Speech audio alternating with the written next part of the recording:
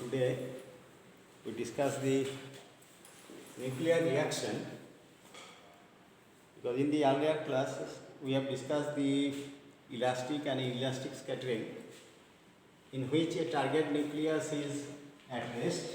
This is the target, and a projectile is impinges on it. This is the projectile P. The beam of particle is impinging on the target nucleus, and it is deviated from its path, and there is a change in the wave function phase and amplitude. Maybe phase obviously changes of the incident particle, and from that we calculate the cross section, etc., which is a measurable quantity. But if the energy of the incident projectile is sufficiently high so that it can interact with the target nucleus, then if this projectile is absorbed by this target nucleus, then there is a change in the composition of the target nucleus, and energy of the target nucleus will also be changed. A compound nucleus will be formed here. Now suppose here is your oxygen, 16 is there as a target, and suppose your projectile is a proton, a beam of proton is coming. Then when this proton is absorbed by this oxygen 16, then it will be converted into fluorine 17. So this fluorine 17 may then decay into different ways.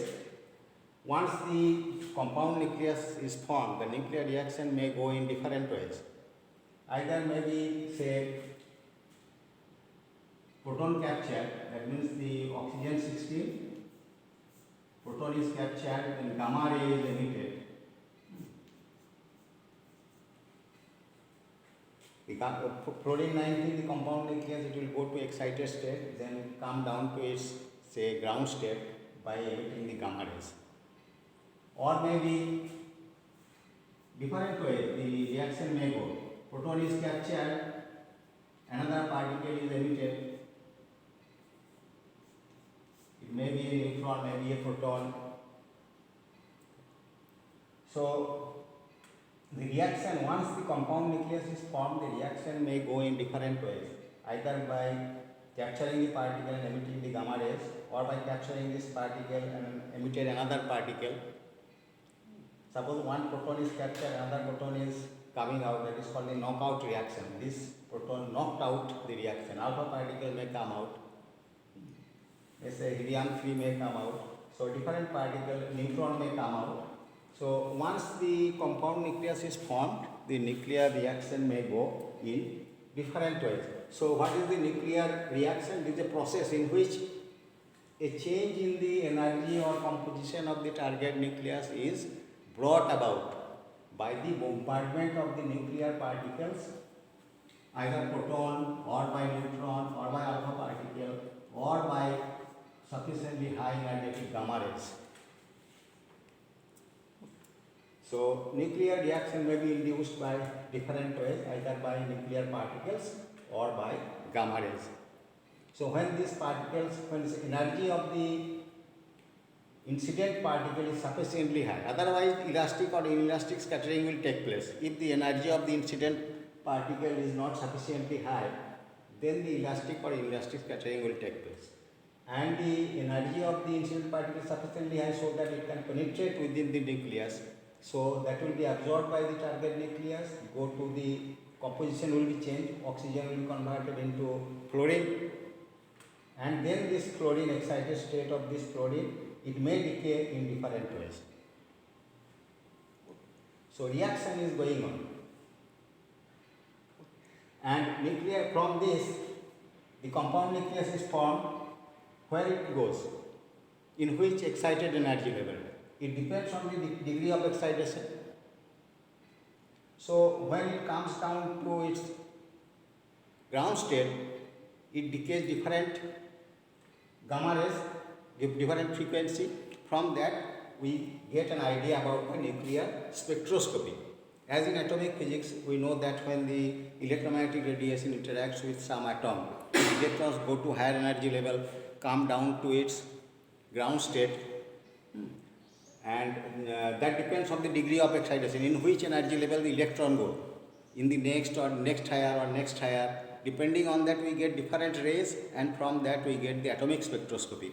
Similarly, here also, the nuclear reaction is one of the most powerful tool of the nuclear spectroscopy. Now, and when the target nucleus is formed, or compound nucleus is formed, the nuclear reaction may go in different way. Either the particle capture, the gamma ray will be emitted, or different particles will be emitted. Now, when the target, this compound nucleus, when it is formed in its ground state, excitation is there, energy is absorbed, but it remains in the ground state. So, in that case, the total energy, excitation energy, will go to the emitted particle as a kinetic energy. The particle which is be emitted, the whole excitation energy will be imparted to this, and some part will be imparted to this target residual nucleus. Okay.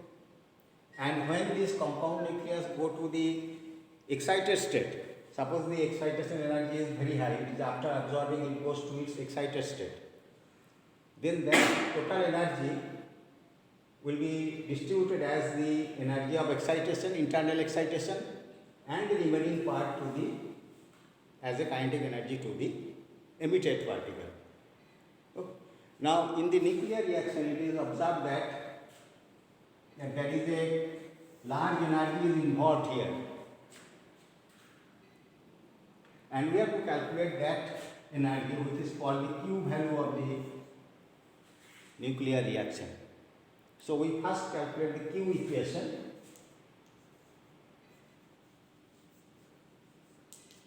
If this Q equation, the value of Q, if it is greater than 0, then exoergic energy will be released, and if it is less than 0, then endoergic, then energy will be absorbed.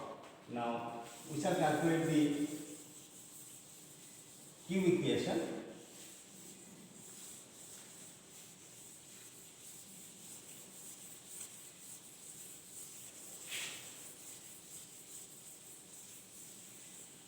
The Q equation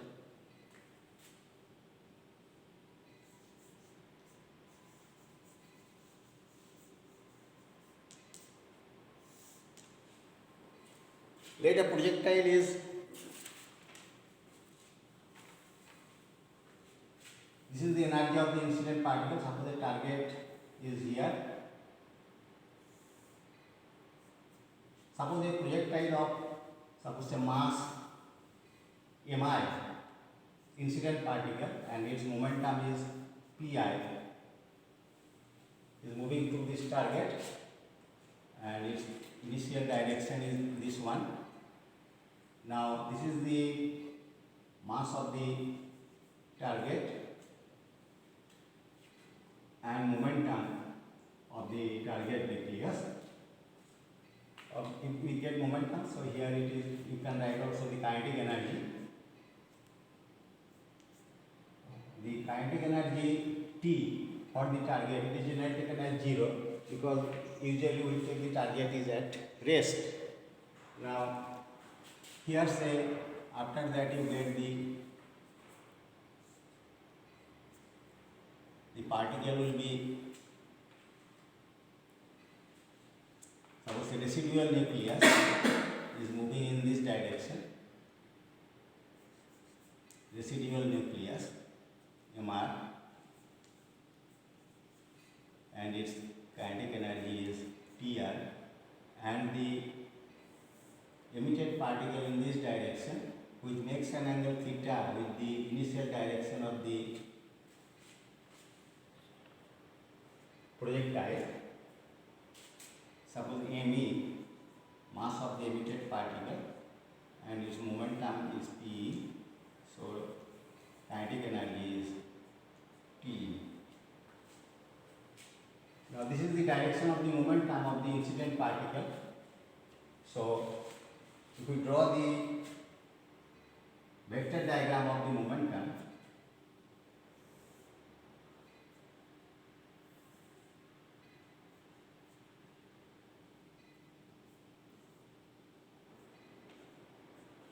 is the residual, this is the incident particle momentum direction, and this is the emitted particle momentum direction.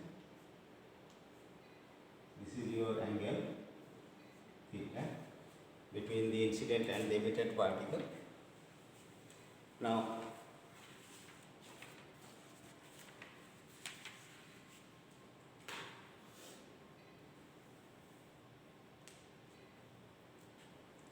if it is considered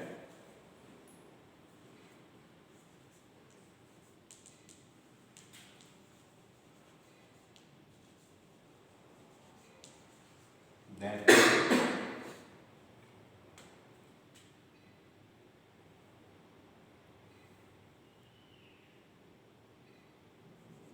an incident particle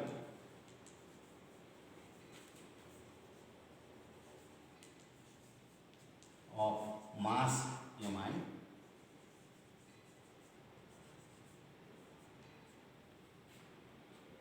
and kinetic energy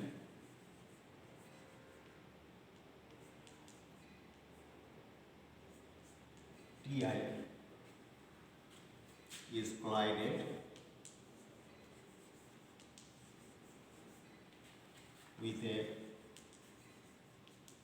target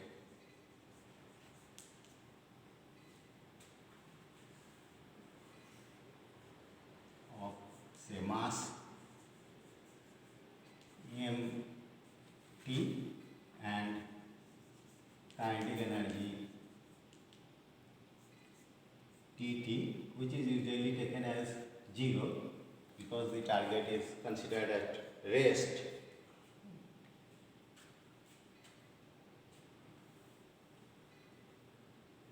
Then after reaction,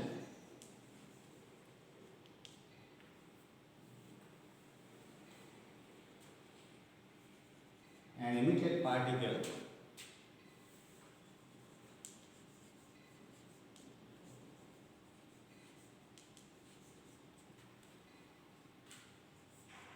of say mass AB and kinetic energy TE and the residual nucleus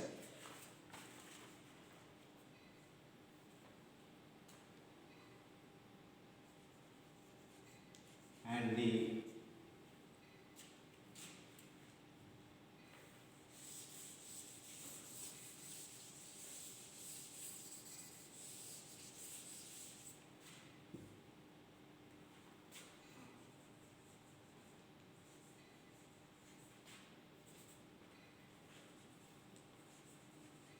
nucleus of say mass Mr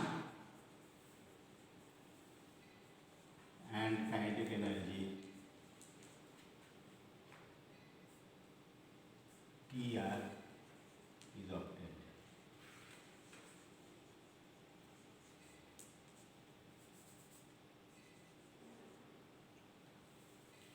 This is the case. Now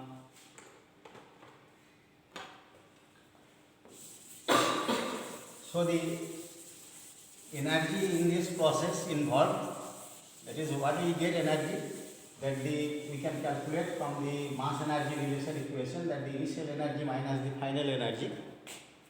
So the Q value is defined as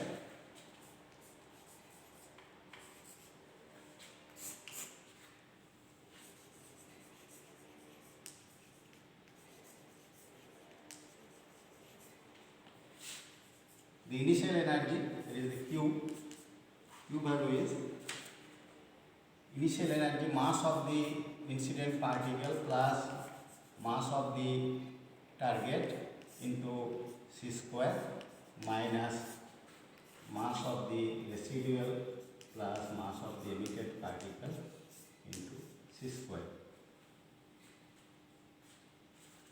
Or in terms of kinetic energy, one can write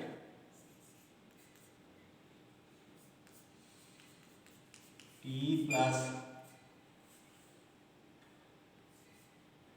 Ti minus Ti minus Tt. This Tt is actually taken as 0 because the kinetic energy of the target nucleus.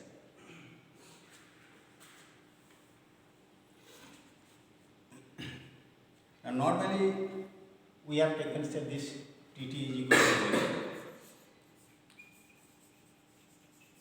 Normally this kinetic energy of the target nucleus, which is considered to be at rest initially, is taken as 0. Now if we find this momentum conservation or momentum equation,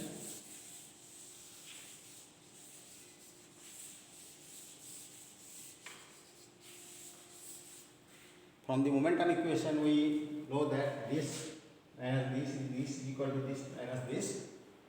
Now using the law of conservation of momentum from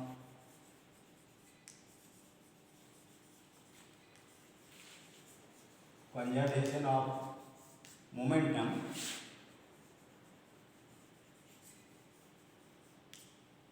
what we write that Pi is equal to PR plus PE.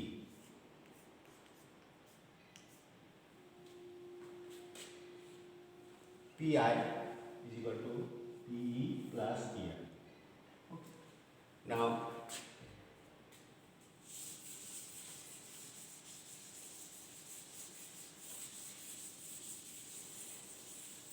here the particles which are involved, it has a large amount of energy. They travel with a relativistic speed. So here we have to use the relativistic formula. Now, the general relationship, relativistic relationship, the general relation between momentum and kinetic energy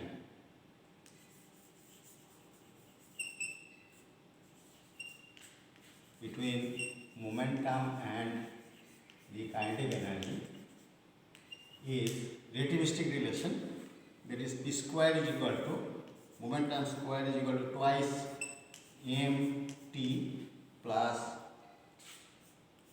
t square by c square. Now if we apply the law of cosine in this triangle, momentum triangle, it is using law of cosine in the momentum triangle,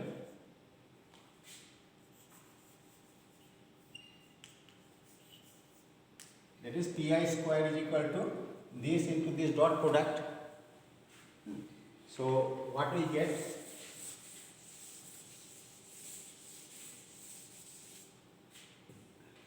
that PR square residual particle, because PR will be equal to Pi minus T, so PR square will be equal to Pi square plus P E square minus twice Pi, because the angle is theta, Pi PE cos theta.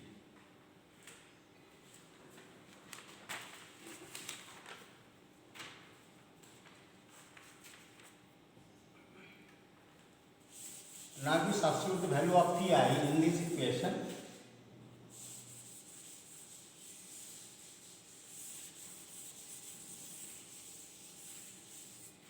What we get? Pi, if we substitute the value of Pi here, then we get, substituting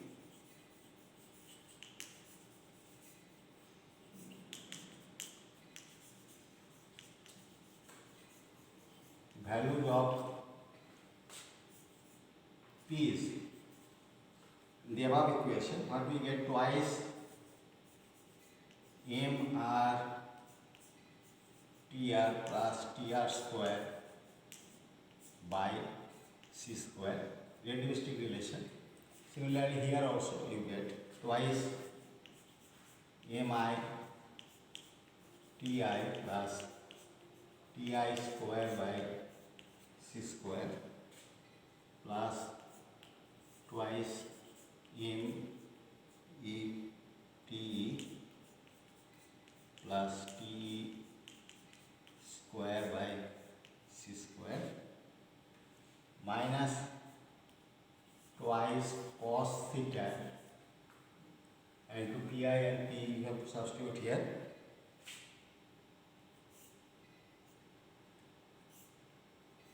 Twice mi ti plus ti square by c square into twice me t plus t square by c square whole to the power half, because they are not square. Now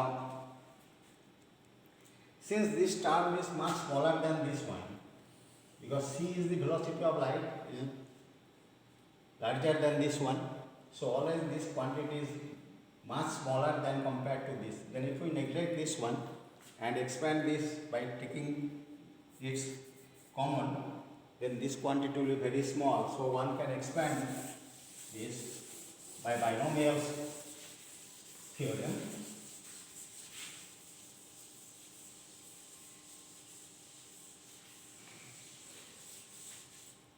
So since this e square by c square terms are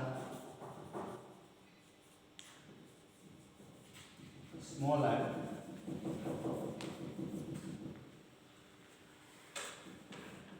than twice empty term,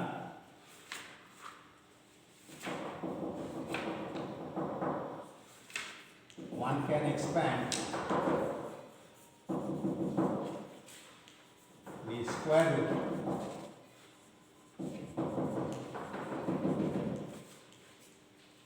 to get, here in this term we neglect this one, here we neglect this one, here we neglect this one, but here in under the square root we have to take it common and then expand it to the power half. Okay, so if we expand it in that way, then one gets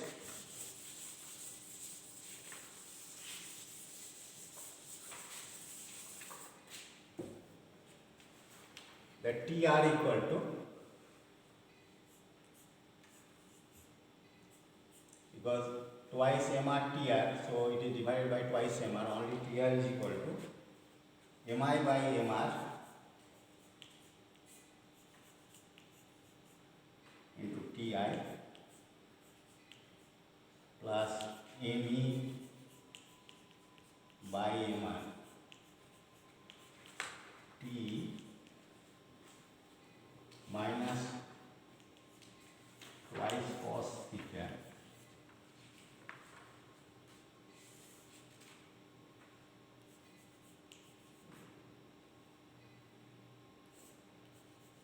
MI ME into TI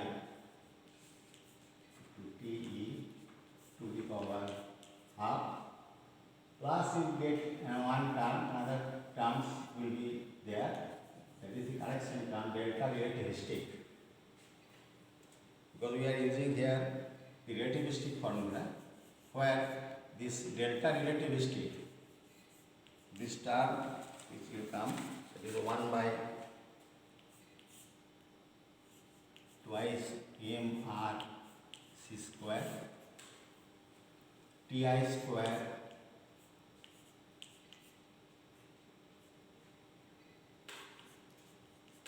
t square minus tr square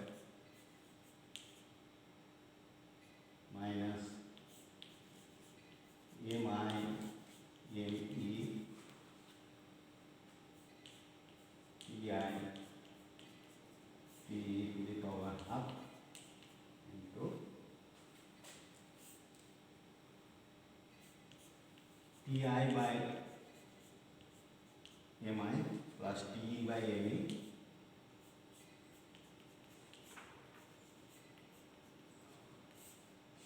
into cos theta.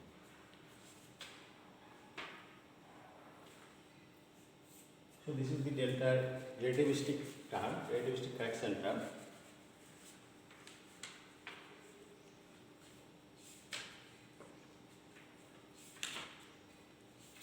Now, if the energy is not very large, then one may neglect the delta relativistic correction term. So,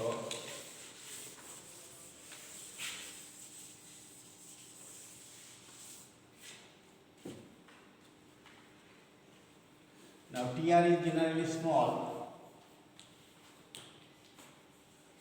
because the target is usually considered to be at rest, is generally small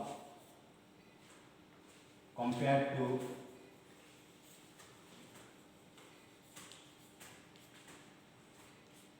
Ti and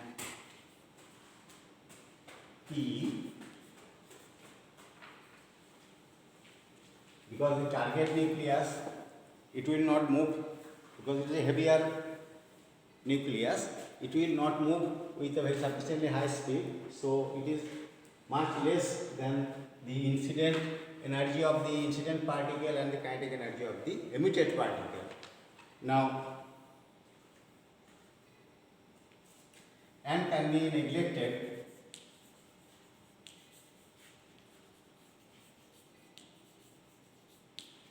in calculating the delta relativistic term, delta relativistic. It can be neglected.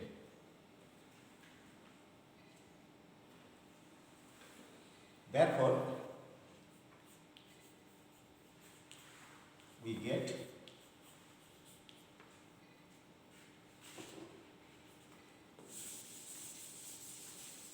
you may put it here say 0, the residual nucleus kinetic energy. Therefore, we get this Q is equal to Te plus Tr minus Ti. Here the target nucleus is considered as 0, which is at rest. Now, therefore, we substitute the value, you get Te plus Mi by Mr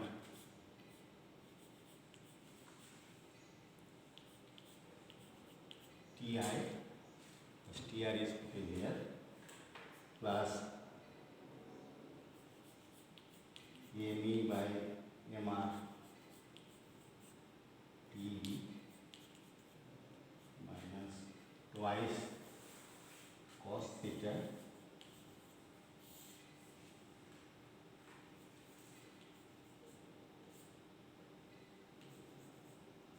Mi, Me, Ti, Te to the power half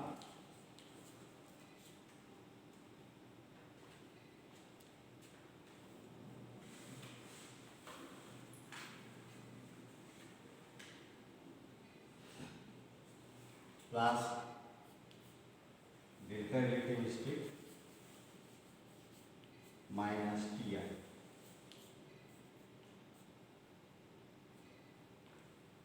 So,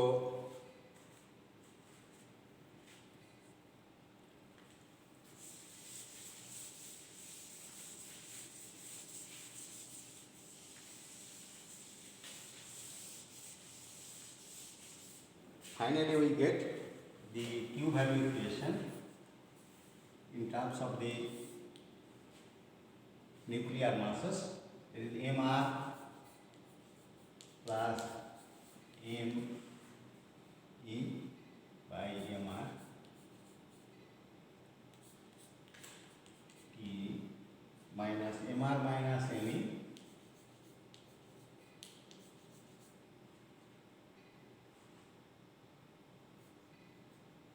Mi by Mr Ti.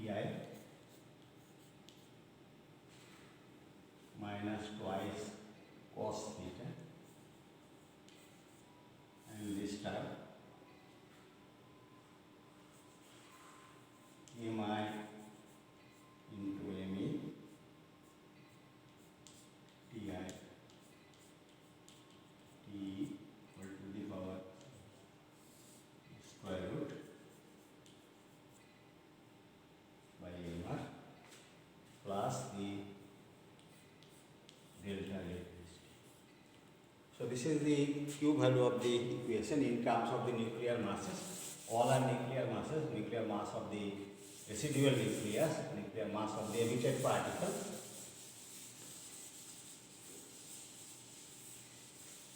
Now, therefore, if this Q is greater than 0, then it is called the exoergic.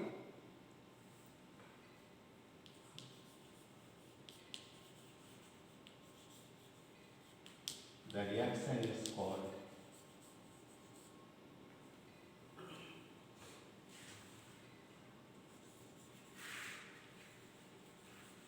exoergic, and if Q is less than 0,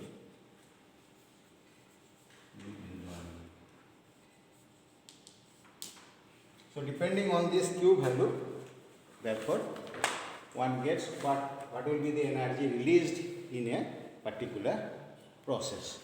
So nuclear, this reaction is a very important tool for nuclear spectroscopy and to determine the nuclear structure also.